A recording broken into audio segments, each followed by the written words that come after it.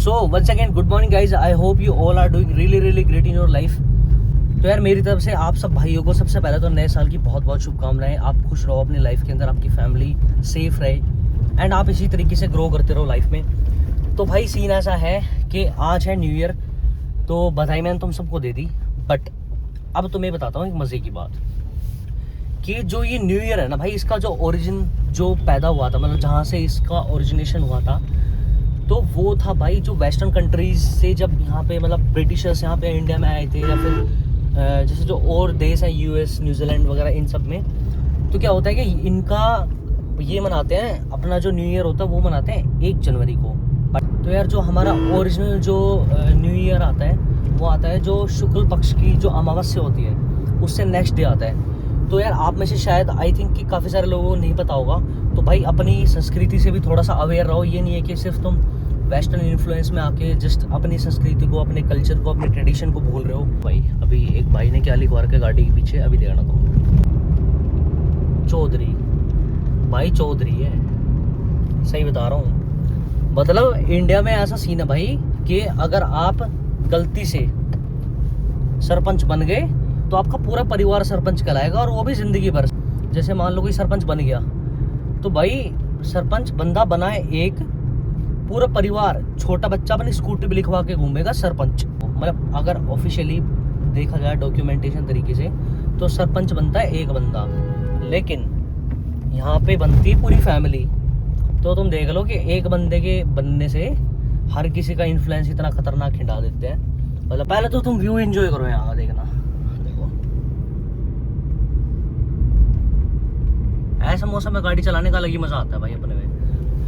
और भाई देखो सीन ऐसा है, उम्मीद है कि तुम सारे अपनी लाइफ के अंदर बहुत ज़्यादा मौज काट रहे होगे, और सर्दियाँ तो बहुत ज़्यादा बढ़ी रही, तुम्हें पता ही है भाई साहब। गुड़गांव का पॉल्यूशन दिन ब दिन इतना ज़्यादा बढ़ रहा है। अभी 2-3 दिन पहले मैं चेक कर रहा था, मतलब वहाँ पे 85-102 क्या सेक्टर के आसपास का जो EQI था भाई वो पहुँच रखा था। सोचो तुम इमेजिन करो कितना होगा। उस जगह का EQI था भाई 849, मतलब can you just imagine 849 EQI जहर भाई। इतना बुरा हाल हो रखा भाई गुड़गांव में कि अगर तुम बिना मास्क लगाए निकले ना, शाम तक तुम्हारे जुकाम तो पक्का आ ही जाएगा। गुड़गांव वालों तुम कैसे जी रहे हो, मेरे को तो समझ में नहीं आ रहा। अब जैसे मैं अपने गांव में रह रहा हूँ भाई, गांव में इस टाइप के पहाड़ है, जैसे पीछे दिख रहे होंगे तुम्हें शायद। तो अब ऐसे पहाड़ों के आसपास का, जैसे हमारे गांव का EQI रहता है लगभग 200, 250, 300 के आसपास। तो क्योंकि ये मतलब जो मेन गुड़गांव है उससे 15 से 20 किलोमीटर पीछे है। अब इस चीज़ से थोड़ा सा ये है कि हम बचे तो पड़े हुए हैं। अब तुम्हें एक चीज़ दिखाऊँ, जैसे ये वाली चीज़ होगी, ये मेन चीज़ होता है कि भाई जब हम नेचुरल रिसोर्सेज को काट के बनाते हैं। अब तुम देखो जैसे ये वाला रोड है ना, अभी इसमें दोनों तरफ तुम्हें पहाड़ दिख रहे हैं, लेकिन यहाँ पे क्या हुआ कि भाई जो ये अरावली की रेंज है बेसिकली। तुम देखो पहले, देख रहे हो कितने बड़े बड़े पत्थर हैं यहाँ पे। तो भाई जब क्या हुआ था कि अभी आज से लगभग 10 से 15 साल पहले की बात है, यहाँ पे इस पहाड़ के ऊपर से यहाँ से चढ़ती थी, देख रहे हो, मतलब यहाँ से बस चढ़ती थी पीछे से इस जगह से, और बस ऊपर चढ़ती थी जो रोडवेज वगैरह चलती थी, हरियाणा रोडवेज चलती थी यहाँ से। तो भाई ये पहाड़ के ऊपर से चढ़ती जाती थी, बट इनको पता नहीं क्या दिमाग में आया सडनली कि नहीं भाई ऐसे नहीं चलेंगे, इनको तोड़ो और यहाँ से रोड बनाओ। अब तुम खुद सोचो कि मान लो भाई चलो रोड तुमने बना दिया, ठीक है, दैट्स गुड, मतलब बहुत अच्छी बात है, तुमने डेवलपमेंट कर दी। लेकिन इसका डिसएडवांटेज ये हुआ कि भाई जो यहाँ की जो नेचुरल ब्यूटी थी ना वो तुमने पूरी ख़त्म कर दी जितनी भी थी। तुम्हें दिखाऊँ मैं आगे, देखना थोड़ी आगे चल के दिखाता हूँ भाई। इतना सुंदर पहाड़ पूरा लोगों ने काट दिया। अब मेरे को ये लॉजिक समझ में नहीं आता कि भाई तुम और कोई बिजनेस कर रहे हो, लोग क्या करते हैं कि भाई पहाड़ों के पत्थर तोड़ के उनको बेचते हैं। भाई तुम और कोई धंधा देख लो ना अपना, तुम नेचुरल रिसोर्सेज को क्यों ख़त्म कर रहे हो। एंड हाँ, जैसा कि मैंने देखा कि भाई सुप्रीम कोर्ट ने भी इसके रिगार्डिंग कोई स्टेटमेंट दी थी कि मतलब 90 फुट या पता नहीं कितना कुछ 100 फीट के नीचे के जितने भी पहाड़ होंगे उन सबको काट देंगे। भाई क्यों काट दोगे इनसे? भाई हमारे घर जो हमारे गांव में जो लोग हैं उनके भाई जो ढोर और पशु वशु होते हैं ये चरते हैं वहाँ पे।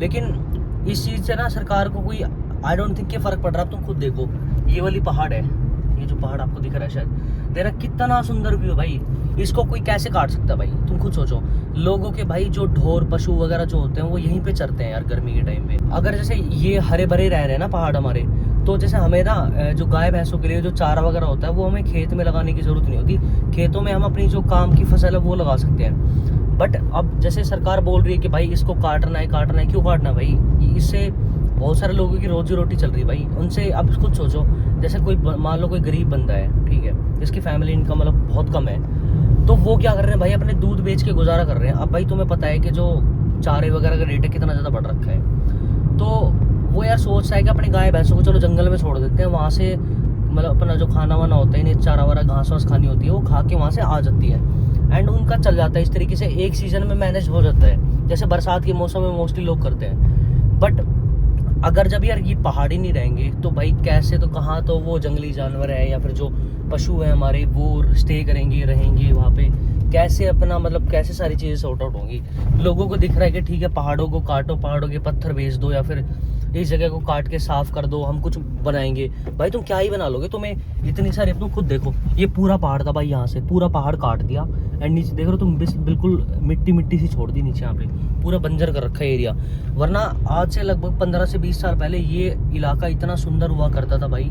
तो मैं एक बात बताऊँ, मेरे गाँव में ना एक मूवी की शूटिंग हुई है भाई। पहाड़ नहीं रहेंगे तो भाई गाँव वाले लोग कैसे सर्वाइव करेंगे भाई? तुम कुछ चंद पैसों के लिए जो मेरे को नहीं लगता कि अगर तुम यहाँ पे कंस्ट्रक्शन नहीं करोगे या फिर तुम इन्हें नहीं काटोगे तो तुम्हारी लाइफ में कुछ ऐसा इम्पैक्ट पड़ने वाला है। बट अगर तुमने ऐसा एक बार कर दिया तो भाई हो सकता है कि इन गांव वालों की जो लाइफ है वो बहुत ज़्यादा दिक्कत में आ जाए, क्योंकि भाई पोल्यूशंस भाई यही बचा रहे हैं हमारे पहाड़। क्योंकि अब तुम खुद देखो यहाँ पे कितने ही पेड़ दिख रहे हैं तुम्हें यहाँ पे, जैसे ये तो फिर भी यहाँ पे हमारा जो गाँव वाला सा एरिया पड़ता है थोड़ा सा, यहाँ पे फिर भी आपको थोड़े बहुत दिख जाएंगे, लेकिन जो मेन शहर आपको कितने ही पेड़ दिखते हैं। मैं तुम्हें सही बता रहा हूँ, सिर्फ गुड़गांव में भी ऐसी जगह बहुत कम बची हुई है जहाँ पे कुछ चुनिंदा पेड़ लगे हुए हैं। तो यार अब ये वाली चीज़ें मेरे को तो भाई किसी एंगल से समझ में नहीं आ रही कि आप क्यों काट रहे हो। मतलब जैसे 70, 80, 90 फुट के जो पहाड़ वगैरह हैं जो भी है, क्यों काट रहे हैं भाई? मतलब क्या हो जाएगा उनसे? तुम कुछ बहुत बड़े रईस बन जाओगे वहाँ पे कंस्ट्रक्शन करके।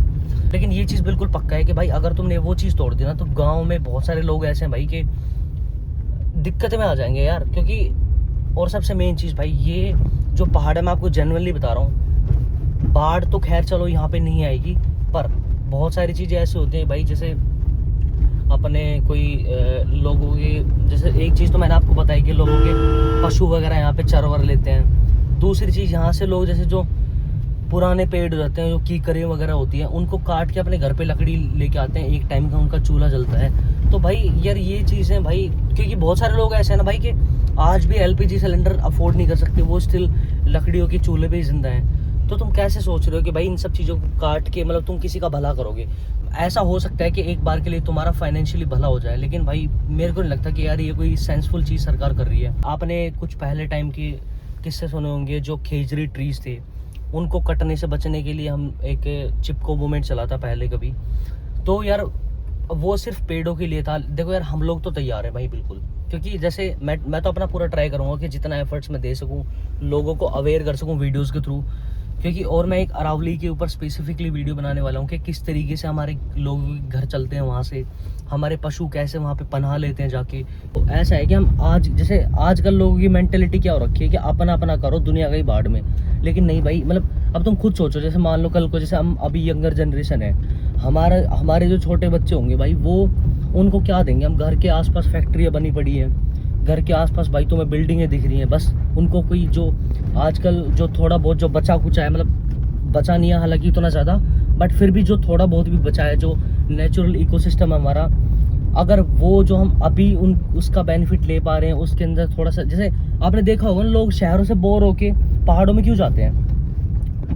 तुमने सोचा होगा ना कभी भी कि भाई लोग शहरों से बोर होके मनाली जा रहे हैं, उत्तराखंड घूमने जा रहे हैं, क्यों जा रहे हैं? Sir what is the exact reason behind this? मतलब शांति के लिए जा रहे हैं ना। तो अब तुम खुद सोचो, तुम शहर को छोड़ के तुम खुद पहाड़ों पे जा रहे हो शांति के लिए, लेकिन जो वहाँ के ऑलरेडी लोग हैं, जिनके गांव में, जिनके एरिया में पहाड़ हैं, वो सारे तुम उनको काटना चाह रहे हो, क्यों भाई? मतलब वो लोग कहाँ जाएंगे? मतलब तुमने अपने लिए तो बेनिफिट सोच लिया कि भाई ठीक है हम ट्रिप पे मनाली जाएंगे या उत्तराखंड जाएंगे घूमने, वेकेशंस बना के आएंगे वहाँ पे। बट फिर हम लोगों का क्या भाई, जो यहाँ पे इस लोकेलिटी में रहते हैं, जहाँ पे हमारे जो ढोर पशु वगैरह सारी चीज़ें यहीं से ही ओरिजिनेट होती है, यहीं से ही सारी चीज़ें हमारी चलती हैं। तो तुम कैसे सोच रहे हो कि भाई, और स्पेशली जैसे हमारा ये राजस्थान वाला एरिया हो गया, कुछ हरियाणा वाला एरिया हो गया, कुछ एनसीआर में भी कुछ कुछ अरावली आती है कहीं कहीं पे, तो भाई उन सब को काट के तुम कोई भला काम नहीं कर रहे हो सोसाइटी के लिए। अब जैसे काफ़ी सारे भाई हैं यहाँ से, मतलब राजस्थान वगैरह से, जो थोड़ी बहुत अवेयरनेस फैला रहे हैं पब्लिक के अंदर भी भाई।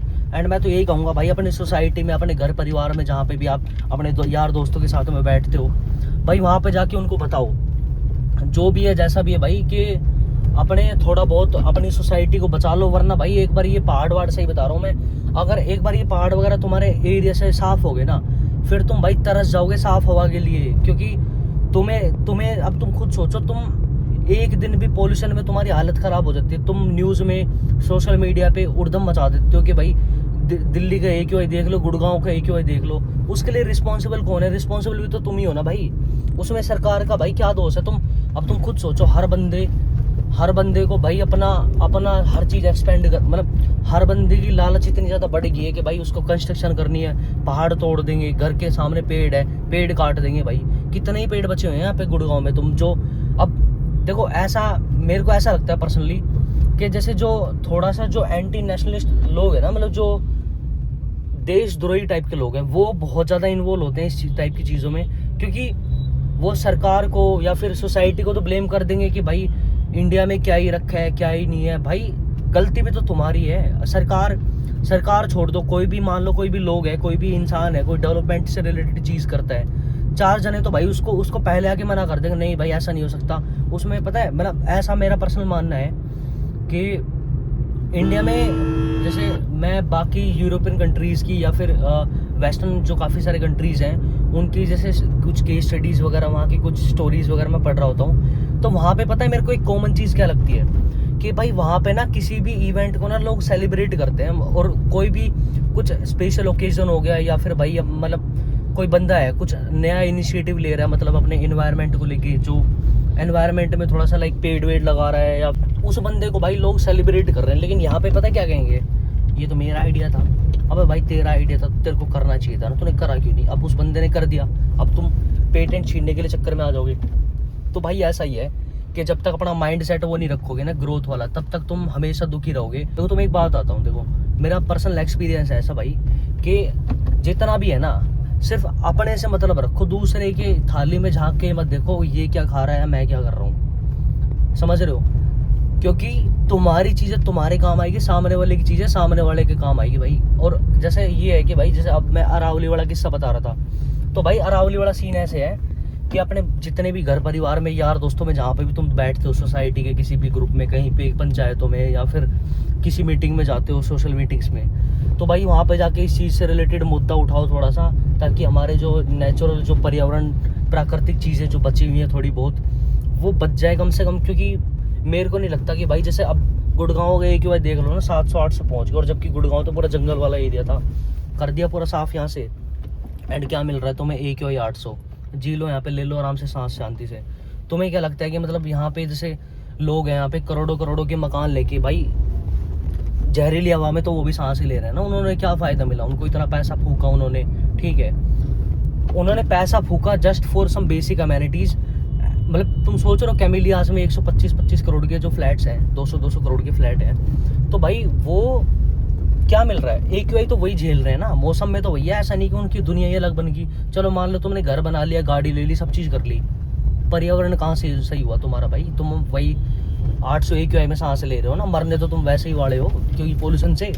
तो भाई ऐसा है कि हर चीज़ डेवलप होती हुई बहुत अच्छी लगती है, बट डेवलपमेंट तब तक सही लगता है जब तक आपकी सोसाइटी को हार्म नहीं कर रहा हो, या फिर एनवायरमेंटल डैमेज ना कर रहा हो कोई भी। क्योंकि देखो, जो पैसा, गाड़ी, घर, ये सब एक तरीके से होते हैं शॉर्ट टर्म गोल्स, ऐसा मेरे को लगता है। बट जो लाइफ लॉन्ग चीज़ें चलने वाली, जो हमारी आने वाली जनरेशन को मिलने वाली है, वो है भाई नेचुरल जो रिसोर्सेज होते हैं, हमारी नदी नाले, पेड़ पहाड़, ये सारी चीज़ें हैं भाई, जो हमें, हमारी जो धरोहर होती है असली, जिसको हमें बचा के रखना है। जो